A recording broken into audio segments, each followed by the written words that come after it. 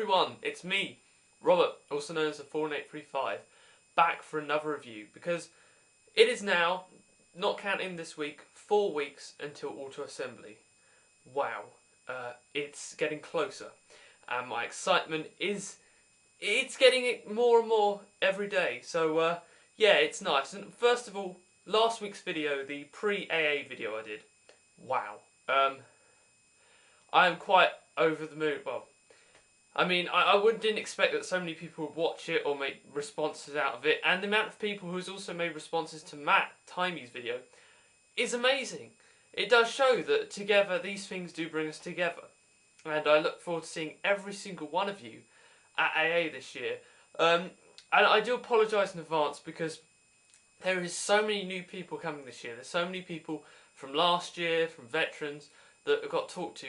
If I don't get round to you, then it's not, don't take this personally, it's not because I don't like you, it's because there are just so many people there and I probably run out of time. I'm going to be quite busy over this year's AA, over the 3 days. It is going to be a fun but busy time for me, so hey ho.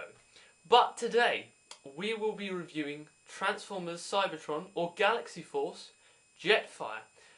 Now there is a story to this figure of last year of AA. I did pick it up from a very kind Andy Millman.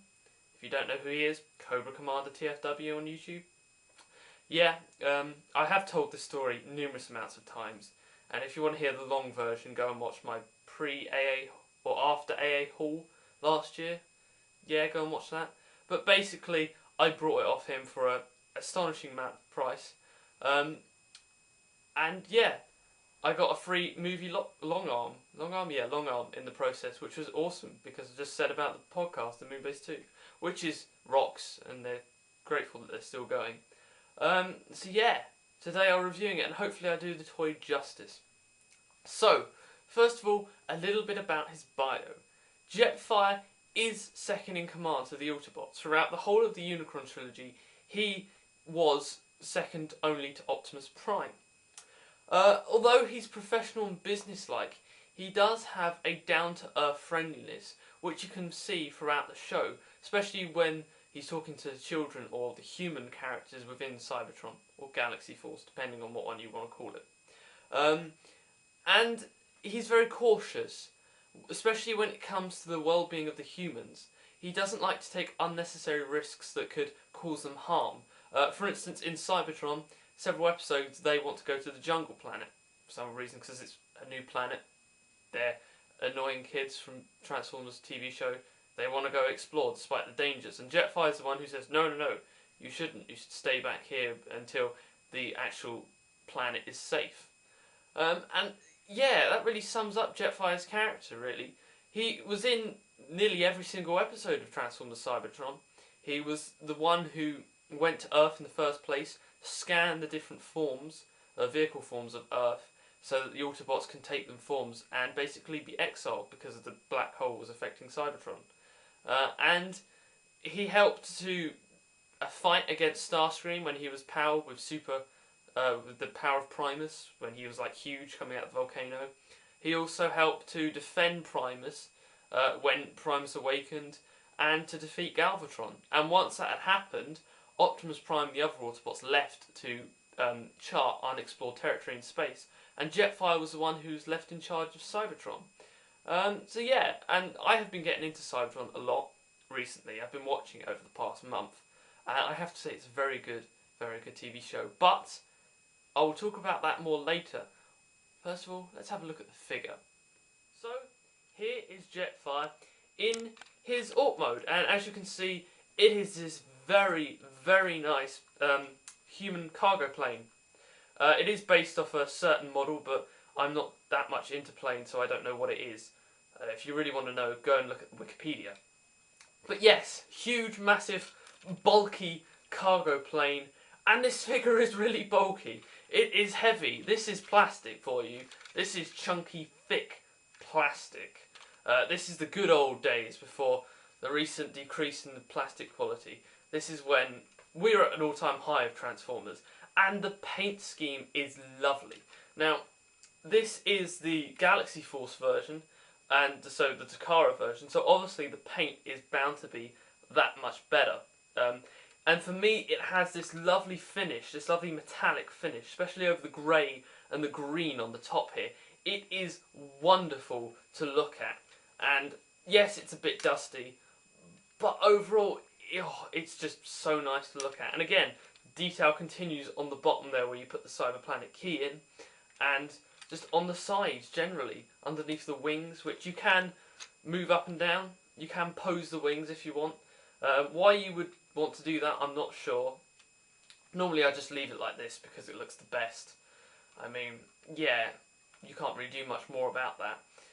But so nice. I really, really do like it. Now, in this mode, he does have a couple of gimmicks. First of all, here is his Cyberplanet key. As you can see, the very nice detailed. Better than what you would get if it was the Cybertron American release. And on the back here, where is it? There, as you can see, we have a planet key. So what you do is you lift this, unclip this, making sure that none of this falls out. Unclip that, fold it up, like so, and you have a sort of attack wing mode. Yeah, it doesn't really work, does it? I mean, this is not aerodynamic. The plane would just collapse if this was a real plane. But hey, and then you can place the Cyberplanet key in the top here, and hopefully this will work without me trying to get it.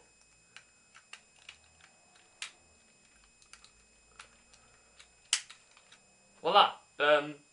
The weapon sort of comes out and comes up.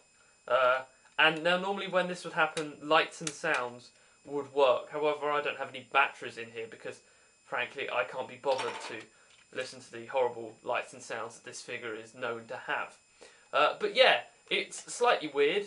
I mean, I like it because the guns here are translucent and they reflect the light quite well.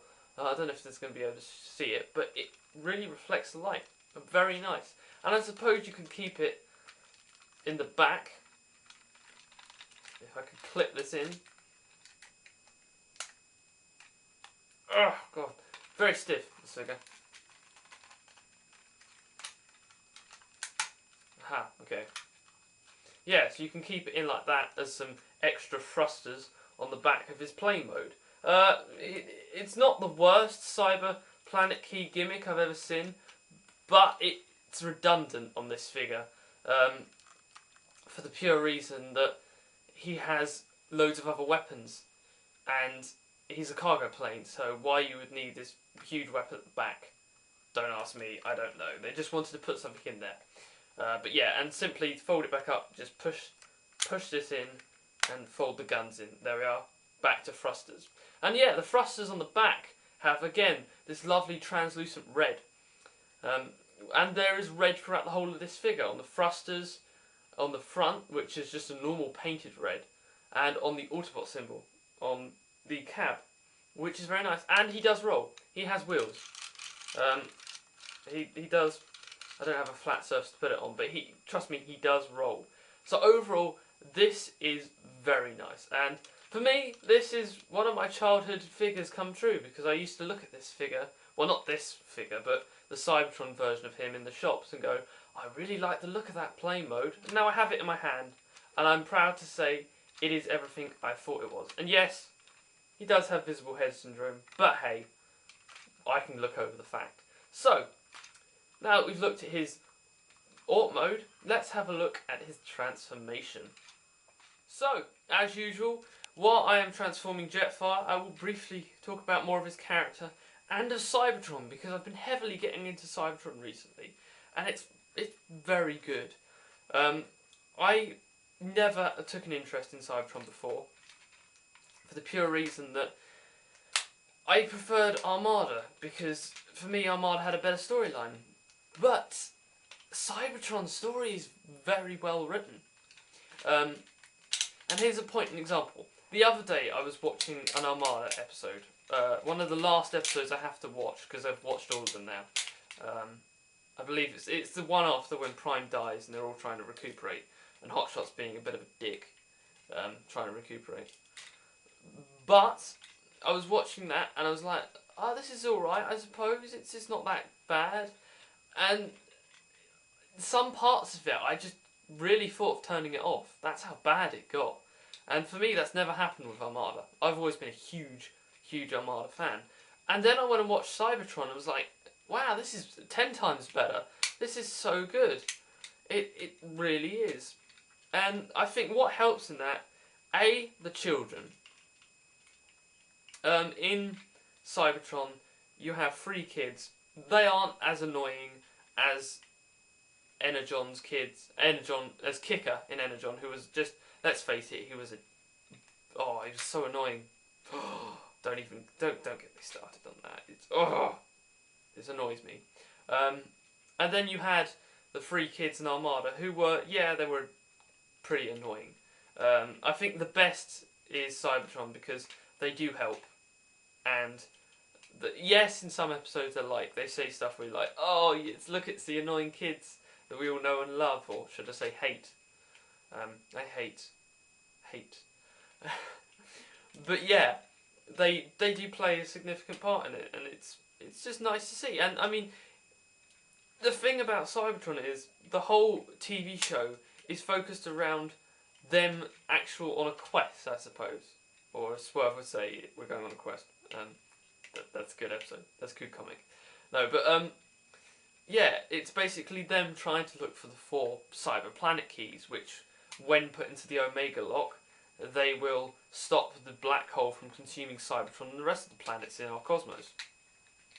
So, like Armada, they have a common goal, whereas in Energon, they didn't. They weren't really working towards anything, they was just collecting Energon for themselves, and that's what made it a very bad series. I think when they came to writing Cybertron and actually making it, they had learnt their lessons from the previous 2 series, and it definitely shows. Not only that, but the supporting human characters in the show are good. I like them.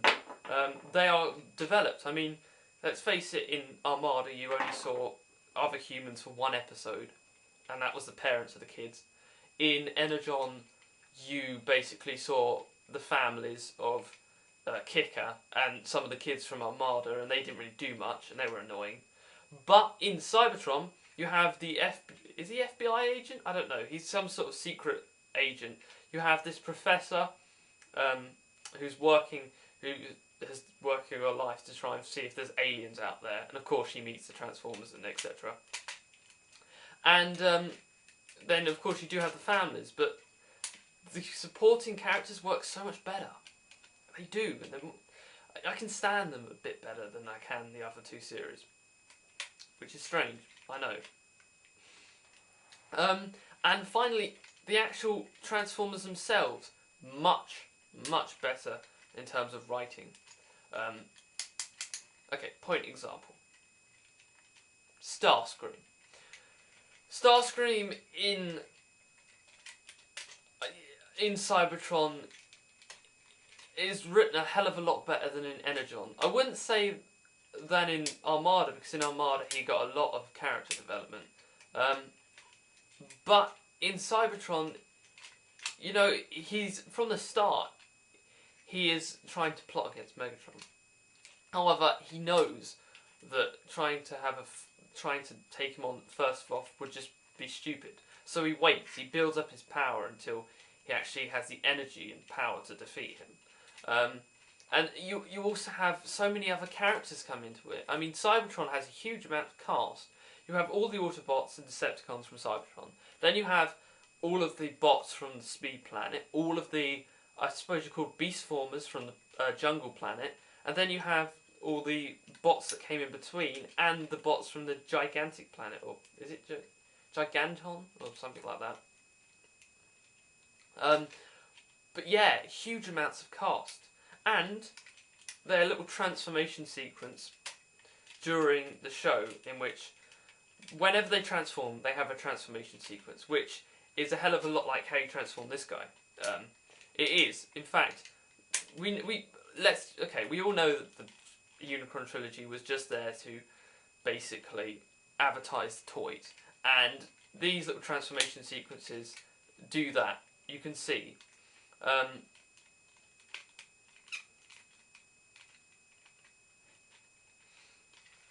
But they actually fun and enjoyable to watch. I enjoyed watching them, and after a while you're like, oh, this is quite interesting, especially when a new character appears. You start to wonder, oh, what sort of transformation is there? And yeah, they don't get annoying. I mean, the first couple of episodes of Cybertron are tedious and repetitive, but once you get over that, it's a good show. And I would suggest anyone who's a fan of Armada's good story writing, anyone who's just a fan of a good Transformers TV show, go and watch it. Give it a go. Because what have you got to lose? Nothing, really. And yeah, it's quite a show. And the one last thing I want to say, the music, the soundtrack. The soundtrack for Cybertron, or Galaxy Force, whatever you want to call it, is awesome. I love the music. It is one of the best pieces of music, or some soundtracks that you're hearing throughout the Unicron trilogy. I absolutely love it. But yeah, it's just an awesome show. I'd recommend going and watching it. Give it a go, see how you think. So after all that, I have transformed Jetfire into his robot mode. So now it's time to have a look at him in this form. So here is Jetfire in his robot mode, and I love it. Oh, I absolutely love this. He has some flaws, and it's not the most perfect of bot, that being one of them. But I just love the way it looks. First of all, the detailing on here. This chest works so well. And just generally, the details on the legs, it's just amazing. Even on the top of the wings here, it just looks so good. And I like the way the wings look, almost as shoulder pads, which sort of splice out. It's just an absolutely phenomenal looking bot, and extremely accurate to the show.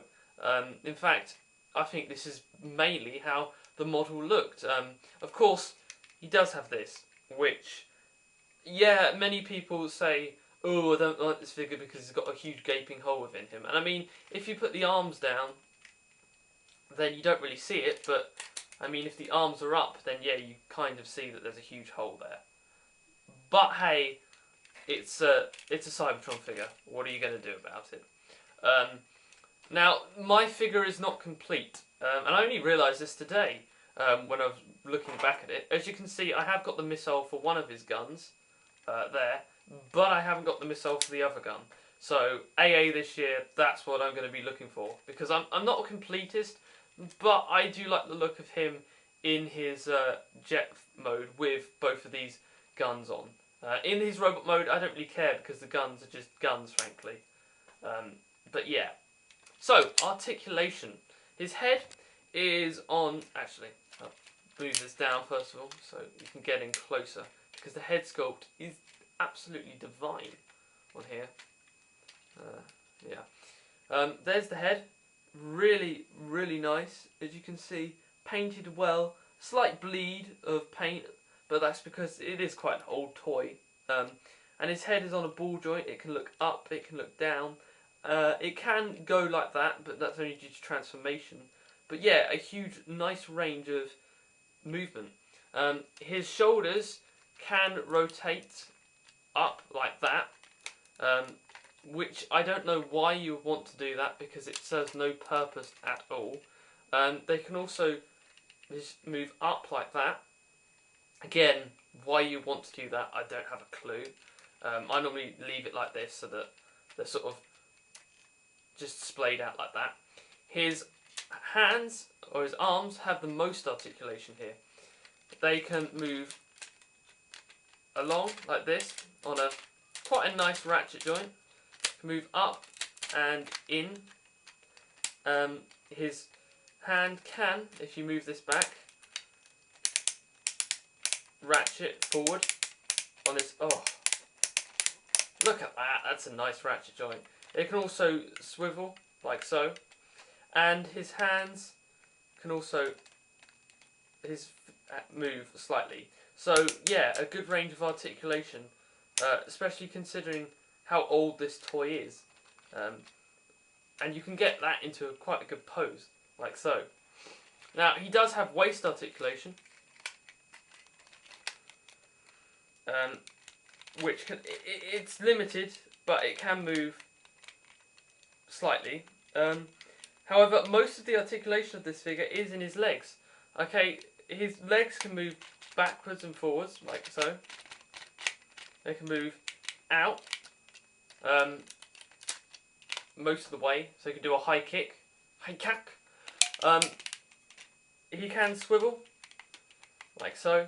They can move back. He can bend at the knee and again swivel, and his feet have little toes articulation, which can move up and down, like so. So yeah, overall huge amounts of articulation, so you can get him into some quite awesome looking poses like that, and he does look awesome. I've just realised that